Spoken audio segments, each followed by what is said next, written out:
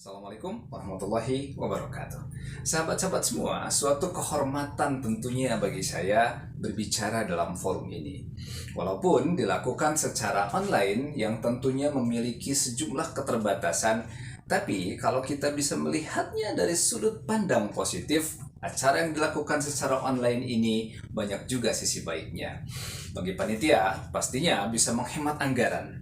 Bagi peserta, selain menghemat waktu, juga tentunya bisa berhemat ongkos transport. Dan bagi saya, bisa menghemat energi.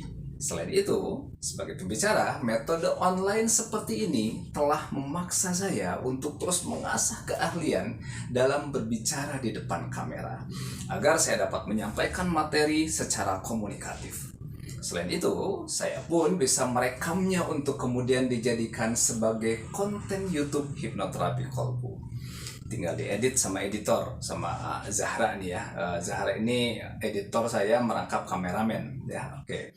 Tinggal dipoles-poles sedikit lah sama Zahra, kemudian ditambahkan gambar, background, dihilangkan noise-nya, dan kemudian jadi konten.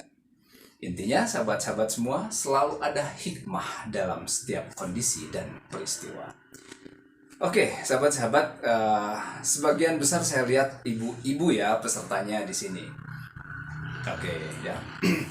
Baik, dalam acara ini saya diminta untuk menyampaikan materi dengan judul Keluarga, Cinta, dan Bahagia. Baik, sahabat-sahabat semua, ketika seseorang ditanya, apa tujuan ia berumah tangga? Redaksi jawabannya bisa beragam. Tapi inti dari semua jawaban tersebut adalah untuk mendapatkan kebahagiaan. Karena memang demikianlah adanya sahabat-sahabat. Dengan redaksi yang sangat indah, Allah berfirman, dan di antara tanda-tanda kekuasaan Allah adalah Ia menciptakan untukmu pasangan dari jenismu sendiri agar engkau merasa tentram dan dijadikannya di antaramu rasa kasih sayang. Ar-Rum ayat 21. Firman Allah di atas tak ada keraguan lagi padanya dan pasti benar adanya. Namun, mengapa banyak orang yang justru menderita setelah berumah tangga? Mengapa banyak istri yang bukannya merasa tentram berada di samping suaminya, tapi malah tersiksa? Atau mengapa pula banyak suami yang merasa terbebani atas sikap sang istri? Mengapa juga banyak orang tua yang merasa terhinakan karena anak-anaknya tidak menghormati dirinya? Dan mengapa tidak sedikit anak-anak yang merasa terintimidasi oleh orang tuanya?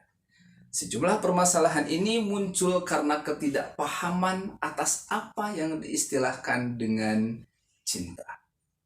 Bahkan saat cinta dimaknai sebagai pengorbanan pun, ia masih menyisakan 1001 pertanyaan. Karena pengorbanan itu sendiri sangatlah subjektif sifatnya. Boleh jadi seorang suami merasa telah berkorban maksimal demi cintanya terhadap sang istri. Namun istrinya menganggap pengorbanan sang suami belumlah seberapa. Bisa jadi seorang istri merasa telah berbuat banyak untuk suaminya. Namun, suaminya tersebut menganggap hal itu sebagai sesuatu yang wajar-wajar saja. Tak ada yang istimewa. Boleh jadi orang tua merasa telah berkorban sepenuh hati demi kasih sayangnya pada sang buah hati. Namun pengorbanan ayah dan ibu mereka justru terasa seperti fata morgana belaka. Begitulah seterusnya. Sepanjang tolok ukurnya adalah kepuasan seorang makhluk atas makhluk lainnya, pastilah kebahagiaan itu tak kunjung didapat. Persepsi demi persepsi akan terus berkembang, memperkeruh pemikiran, sehingga akhirnya membuat hidup ini terasa sumpek. Yang kemudian terjadi adalah sikap saling menyalahkan serta mencari apa dan siapa yang bisa dipersalahkan. Sahabat-sahabat, ketika salah memaknai cinta, efek yang ditimbulkan tidak hanya sesaat dan tidak hanya di suatu tempat saja. Ia akan menjalar memenuhi ruang dan waktu, menjadi virus yang akan terus menyeret manusia pada keegoisan.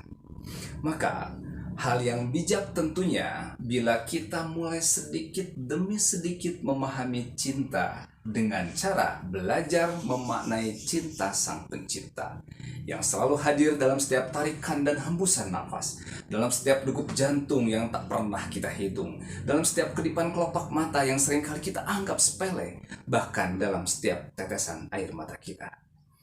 Cinta yang selalu ia curahkan pada hambanya, walaupun sang hamba begitu jarang bersyukur atas limpahan karunia yang ia berikan.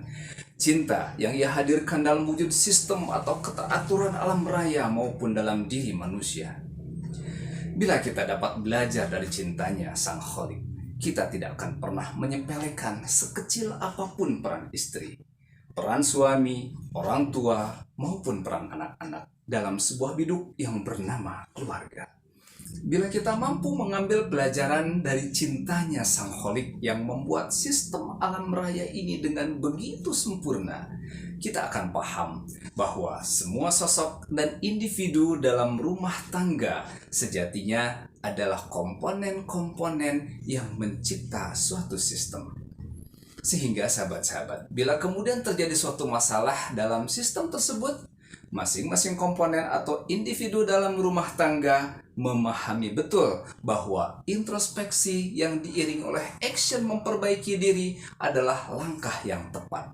Dengan demikian, tidak ada ucapan saling menyudutkan, tidak ada teriakan saling menyalahkan, dan pada akhirnya kebahagiaan dapat kita reguk dengan begitu nikmat, seperti setetes air bening yang membasahi kerongkongan seorang musafir di tengah terik mentari yang membakar padang pasir.